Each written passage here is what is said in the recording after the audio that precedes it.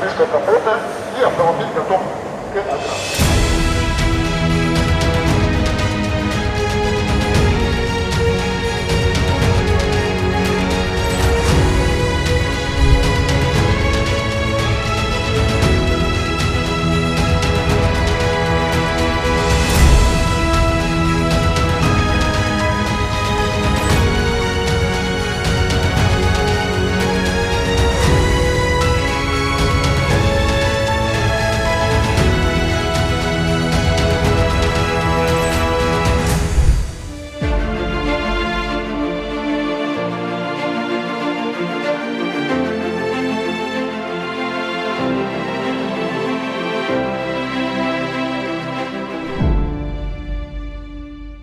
Три дистрибьюции, это Hyundai, коммерческая, Hyundai легковая, BMW и Subaru, 4 бренда. Вот. 23 собственных дилера работает по всей территории Республики Казахстан. Оборот в 2019 году был 700 миллионов, оборот в 2020 году, в прошлом, 850 миллионов долларов. И на этот год мы стремимся к обороту более 1 миллиарда долларов. Это не то чтобы сакральная цифра, но она показывает такой органичный рост компании, который становится вертикально интегрированной. Мы и собираем автомобили, мы их продаем, обслуживаем. Сейчас начался экспорт уже в соседние страны. Вот я вчера был в Ташкенте, столице Республики Узбекистан, где объезжал наши автоцентры. Мы очень достойно представлены, позже мы расскажем. Завод, который вы сейчас посетили, мы вам тоже описали в пресс-релизе. Кто находится в онлайне, площадь участка 25 гектар, инвестиции 28 миллиардов тенге, из них 30% это собственные средства компании, 70% мы привлекли на коммерческих условиях Банка развития Казахстана. Никаких субсидий, никаких подарков со стороны государства нету. Были преференции у нас со стороны города, потому что мы находимся в индустриальной зоне, нам дали землю в концессию, нам подвели тех условия до нашего объекта. Завод построен за рекордные короткие сроки. Начало строительства мая 19, октябрь – это не просто окончание строительства, это окончание монтажа всего оборудования. Корпуса стояли уже в декабре 2019 года. В этом году у нас план 20 тысяч единиц поставить на рынок Казахстана и 10 тысяч на экспорт, в том числе Республика Узбекистан. И нам удалось подписать с дистрибьютором в Республике Беларусь тоже экспорт машин буквально уже в феврале или в марте. В ближайшие месяцы мы начнем экспорт в Республику Беларусь. Поэтому этот завод, он не такой местечковый для Казахстана. Мы надеемся еще открыть для себя Украину. Надеемся для себя в дальнейшем пройти другие центральноазиатские государства. Мы вам показали цех окраски, южнокорейские компании там очень хорошо поставили новейшее оборудование, катафорезные ванны. Цех сварки и цех окраски помогает нам достигать определенного уровня локализации больше 50%, что дает возможность экспортировать эти автомобили в другие страны. Потому что по законам Евразийского экономического союза только компании, которые достигают передела более 50%, позволяют экспортировать свои автомобили. Все остальное это реэкспорт, он запрещен в рамках Евразес. Цель идеи завода была такова. Во-первых, нам не хватало уже автомобилей, которые собирают в Санкт-Петербурге. Hyundai Motor Company предложила нам построить завод. Hyundai Motor Company сама не участвовала в инвестициях, но поддержали нас тем, что передали всю технологию. Их сотрудники вы видели сейчас на заводе. Они полностью работают с нами, помогают наладить. Компания Yonsan, наладчик оборудования и кто отвечает за монтаж южнокорейского оборудования, тоже сопровождала нас все эти месяцы пусконаладочных работ. Завод этот нужен. HMC поддержала не только для Республики Казахстан, но и для наших соседей. И они хотят развивать наш экспорт, они хотят помогать нам строить следующий завод автокомпонентов, который мы начинаем строить в этом году, где мы будем делать весь пластик, начнем делать сиденья, стекла и поднимать казахстанское содержание. Вот вы видите цех пластиковых деталей. Это первый шаг для конверсии Санкт-Петербургским заводом. Мы красим пластик, который мы отправляем в Санкт-Петербург. То есть они нам, конечно, львиную часть машинокомплектов сегодня поставляют, хотя мы их получаем из Индии, Китая, Южной Кореи и России, но вот львиную часть мы получаем из Санкт-Петербурга. И вот сейчас мы начали поставлять им окрашенные пластиковые детали. Этот цех, он рассчитан не только на наш завод, но и на Санкт-Петербургский завод.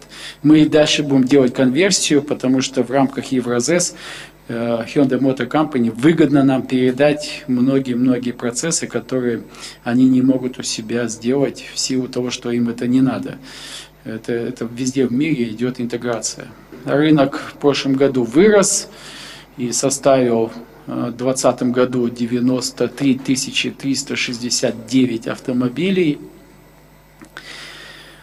Наша доля составила 25%, что составит 23 265 автомобилей. Несмотря на пандемию, нам удалось нарастить по сравнению с прошлым годом наши продажи.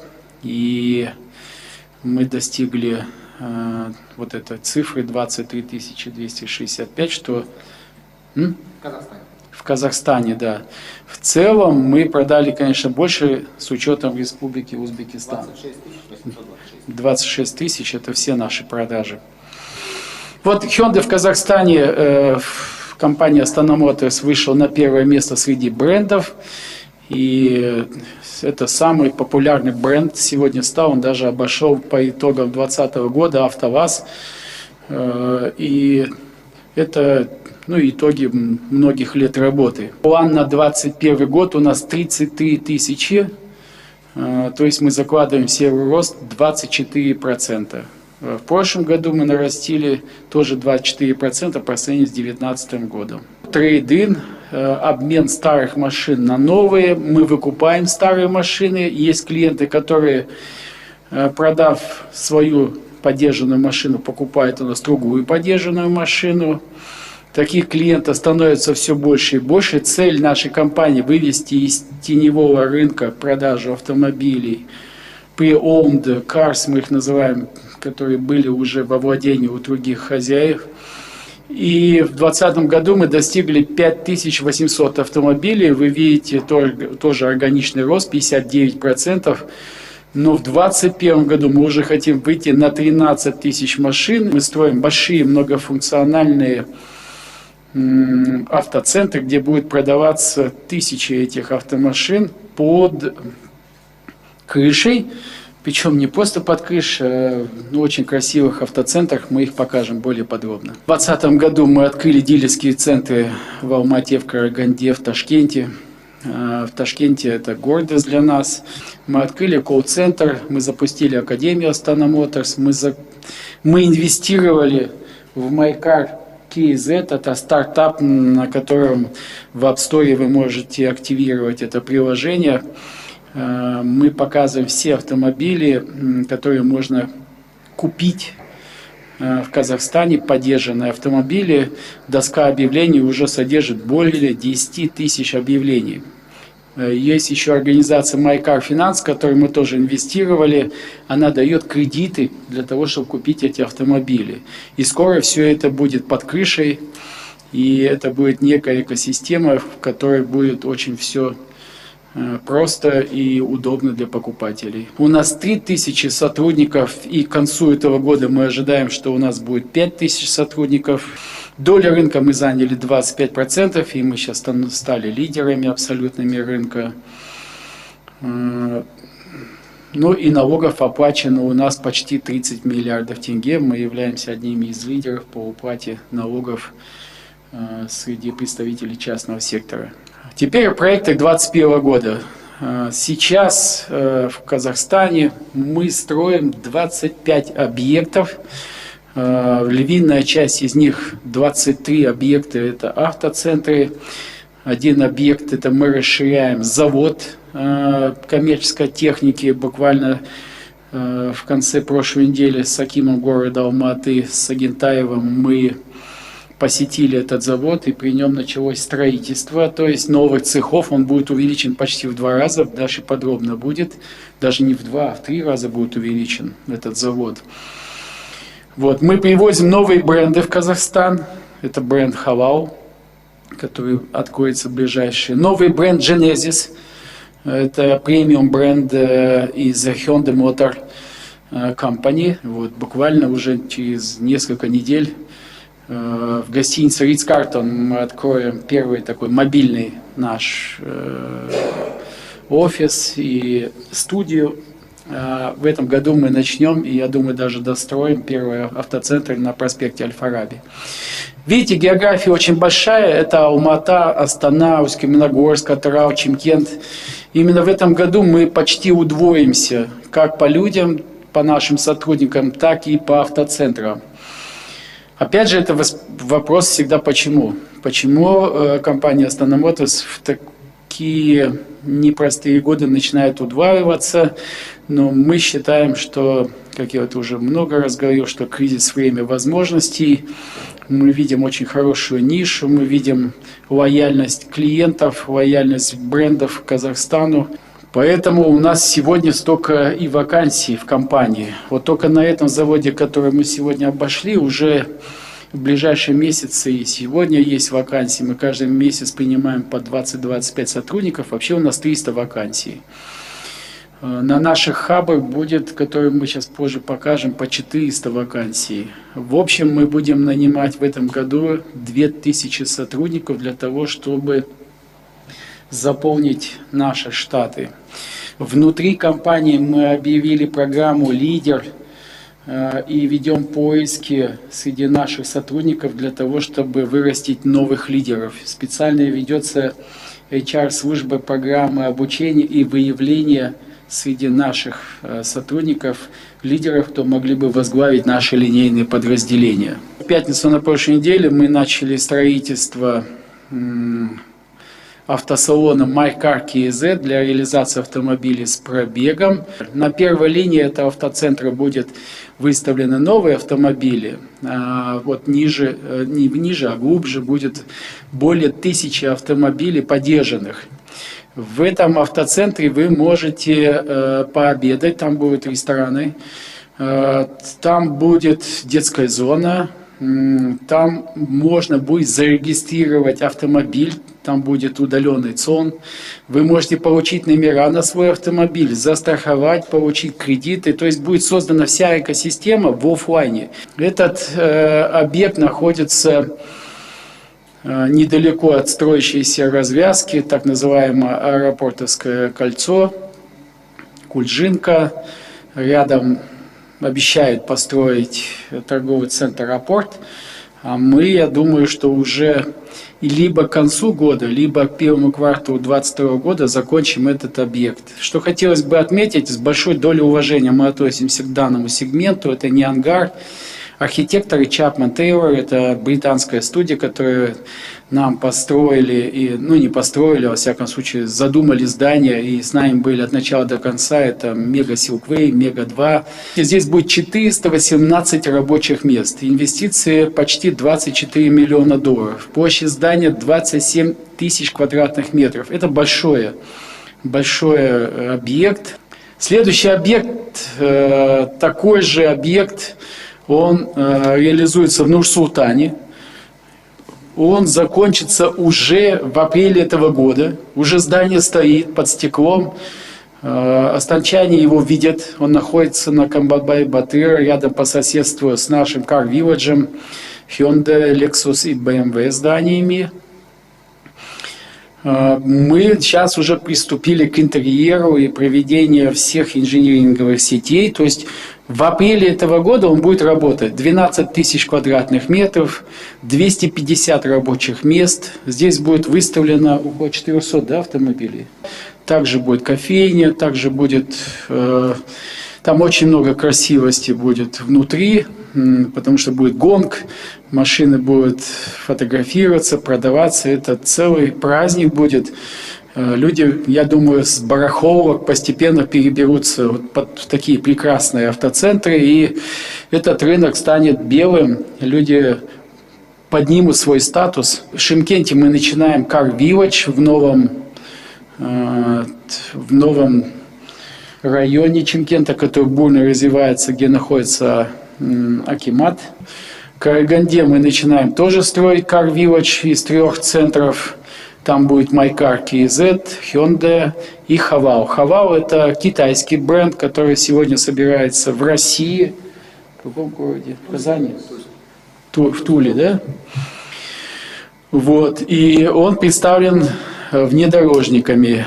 Мы провели переговоры, и буквально в ближайший месяц-два мы начнем продажи Haval в Казахстане. До нас он не был представлен никем. Мы надеемся, что он найдет своих покупателей. Республика Узбекистан. У нас на сегодняшний день уже 9 дилеров, 4 собственных, 5 независимых. Мне очень приятно, что мы в таких городах работаем, как Ташкент, Бухара, Самарканд, Наманган, Фергана.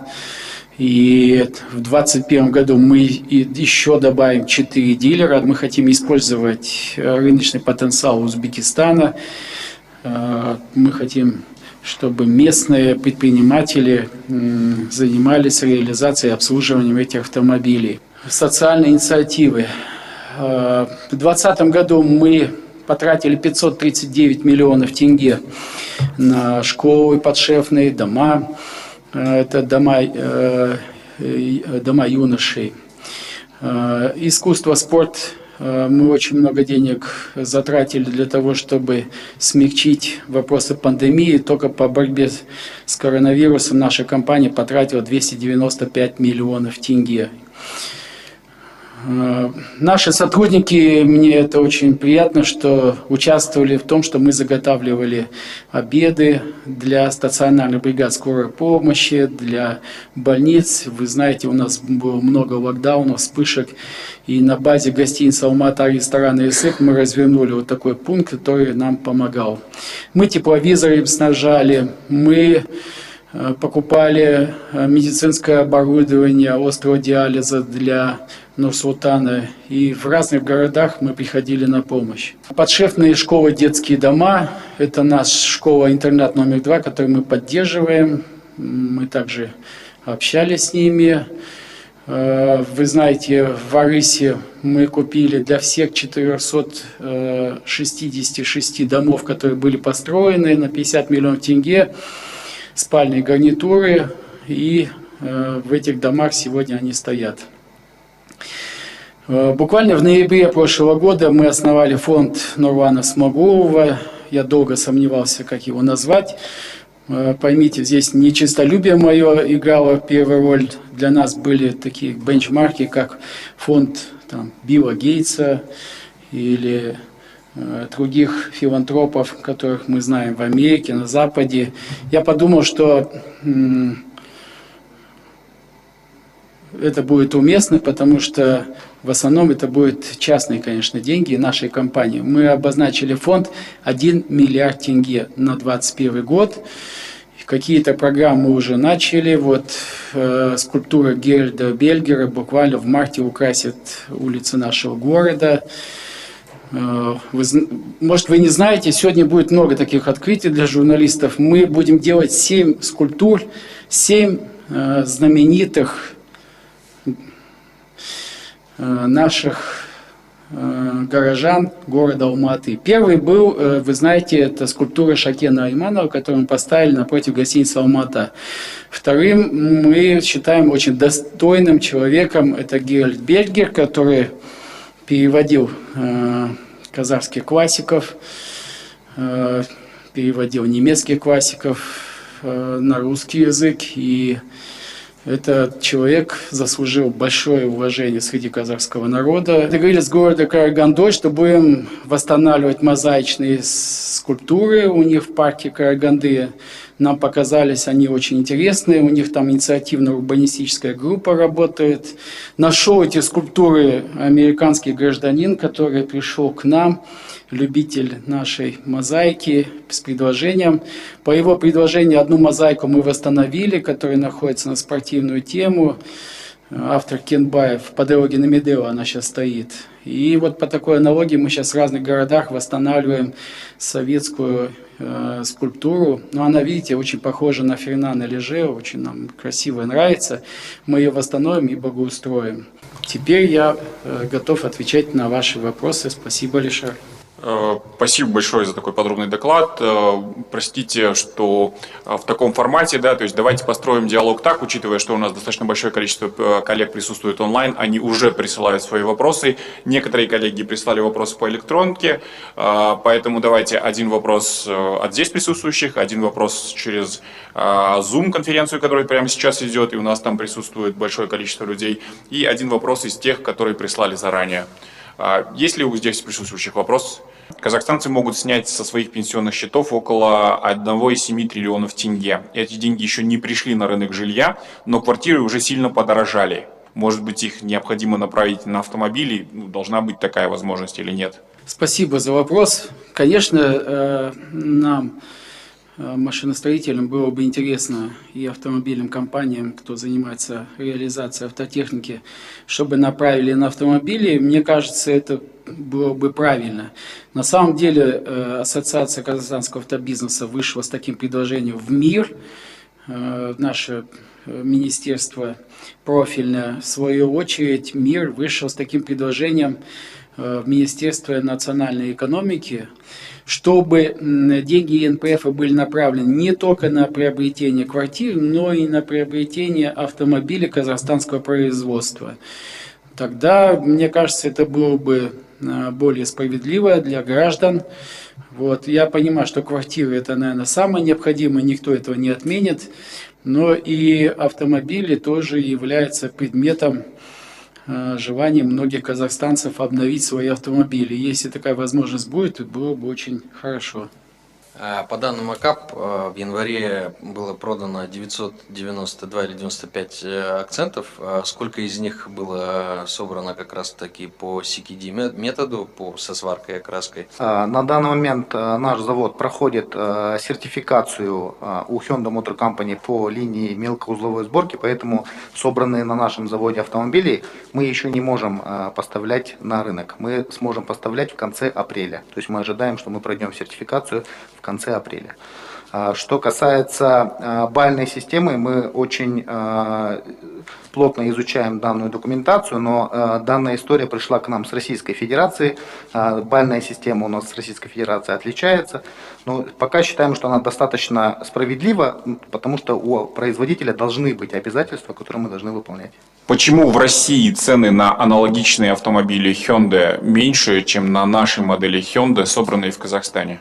Тут первое, что происходит, это разница комплектации. То есть разница комплектации автомобилей, которые поставляются для российского рынка и для казахстанского, они отличаются. То есть базовые комплектации в России уступают казахстанским. Соответственно, за счет этого идет цена. Во-вторых, бывают разницы по курсу рубля на доллар, либо курсу доллара на тенге. То есть в этих ситуациях тоже бывают такие разницы. Третье, это ситуация, которая происходит очень часто на российском рынке, когда дилеры покупают очень большое количество автомобилей, не могут продать и делают определенные дисконты. Это тоже влияет на разницу.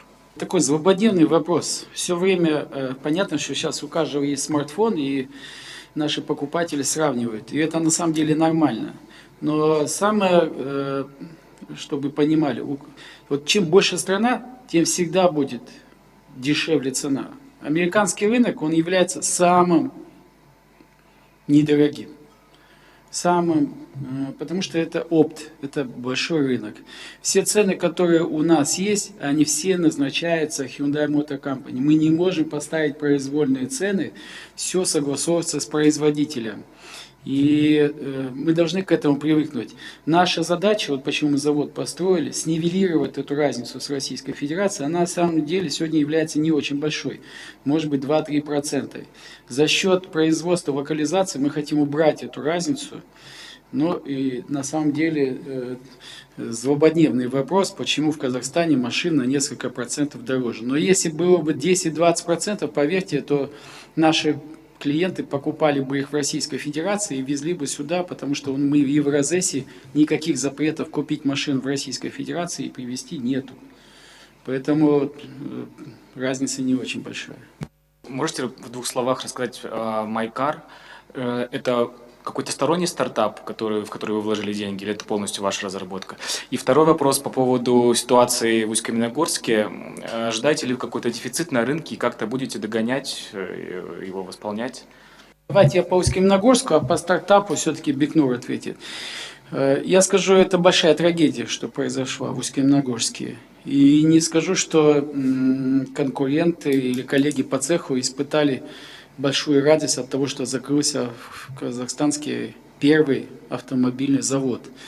Но по договору они не перешли глубокой локализации, были сорваны несколько сроков, и, к сожалению, завод остановлен. На сегодняшний день мы принимаем сотрудников с Восточного Казахстана, да? Сколько мы уже приняли? Сейчас порядка 20 человек уже трудоустроены у нас. 20 трудоустроены, и мы готовы еще принимать сотрудников. На самом деле руководство БИПЭКа вышло на нас, или Азиавто вышло на нас, и мы с ними разговариваем, как трудоустроить их сотрудников, и дальше будем.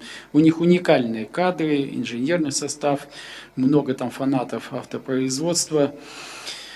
Вот. Что касается брендов, которые там были, насколько я знаю, и по тем пресс-конференциям, которые я видел, уже эти бренды передали другим субъектам предпринимательства. Вот Allure Auto, например, занимается дистрибьюцией автомобилей, Kia. АвтоВАЗ точно так же занимается другая компания казахстанская. И я не думаю, что будет дефицит автомобилей. Сейчас временно, может быть, там на складах не так много автомобилей, но в ближайший месяц-два, я думаю, на площадях 40 автопрома будет налажено производство этих. Наша компания не получила ничего от разделения брендов, которые были на Востоке, но у нас и задачи такой не было. Мы занимаемся собственным брендом Hyundai, и нам вот пока достаточно, нам надо владеть полностью этим циклом. Есть молодые сотрудники в нашей компании, которые выразили идею начать стартап MyCar KZ, и, соответственно, мы инвестировали туда деньги. Команда работает самостоятельно, работают в основном, нанимают российские IT-компании для определенных разработок, и сейчас уже есть разработчики, которые в штате сидят. Поэтому там такой консорциум работает именно из аутсорсинговых нескольких компаний и наших сотрудников молодых. Кто наследует ваше дело? Ну, я по поводу этого говорил. Я не вижу, что моя семья будет наследовать этот бизнес. Пока он стопроцентно мой частный бизнес. Но я считаю, что это неправильно. И в дальнейшем мы будем акционировать свою компанию, мы будем выходить на публичные рынки, мы будем проводить IPO, должно быть много акционеров. Это не семейная компания, и я не хочу, чтобы мои дети занимались тем, чем я занимаюсь всю свою жизнь. У каждого человека должен быть свой выбор, свое решение. Никто не может загадывать, что будет вперед, поэтому в ближайшие годы вот мы обновили руководство, как я говорю, омолодили его. Теперь наша задача в ближайшие годы создать много акционеров у компании, сделать ее публичной. Вот. Может быть, семья будет наследовать какой-то пакет акций. Но вообще у меня в планах развивать вот благотворительный фонд. Вообще я хочу трансформировать те деньги, которые я получу в качестве дивидендов или от продажи пакета акций. У меня вопрос по новым брендам в портфеле Astana Motors. Haval, я так понимаю, он будет вместе сосуществовать с Subaru, да, потому что почти все эти центры будут мультибрендовые именно для Haval. И во сколько городов будет, где он будет представлен сам? На первом этапе мы видим, что это будет мультибрендовый салоны в городе Алматы, в городе Нур-Султан будет Subaru отдельно существовать, а Хавейл откроется на базе нашего многофункционального автоцентра. В городе Усть-Каменогорск мы откроем мультибрендовый салон Subaru и Хавейл. И смотрим сейчас на Атрау. То есть вот Атрау у нас тоже два дилерских центра строятся, это BMW и Hyundai. И, соответственно, действующий Hyundai мы трансформируем под Subaru Хавейл.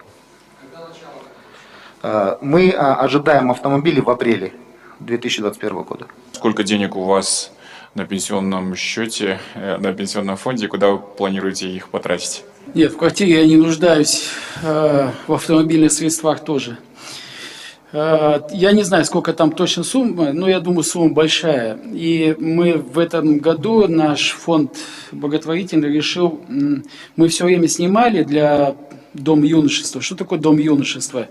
СОС Киндердорф, где является членом попечительского совета, дети уходят по достижении 17 лет, и по достижении 21 года они должны от государства получить квартиру. Мы создали дома юношества с руководством СОС Киндердорф для того, чтобы эти дети не жили в рабочих общежитиях, там еще где-то непонятных местах. И сегодня 2 дома юношества есть в Алмате.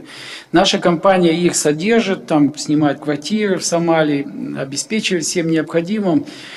Сами юноши и девушки у нас стажируются, работают, приобретают рабочие профессии. Теперь мы решили купить квартиру. Так вот, я с удовольствием свои пенсионные деньги, которые положены, я получу, я вложу в эти квартиры, которые уйдут домам юношества, как эндаумент, они останутся при СОС Киндердорф. И в этих квартирах, я думаю, много-много лет будут жить юноши, которые выпускаются из детских домов, из ОС Киндердорф, пока их государство не обеспечит положенными квадратными метрами. Я еще раз хотел поблагодарить всех присутствующих и всех, кто смотрел эту трансляцию онлайн. Холдинг Астана Групп остается одним из самых открытых на рынке. Вы всегда можете обратиться позже, и мы всегда сможем ответить на все ваши вопросы. Спасибо огромное, что нашли время. Всем всего хорошего.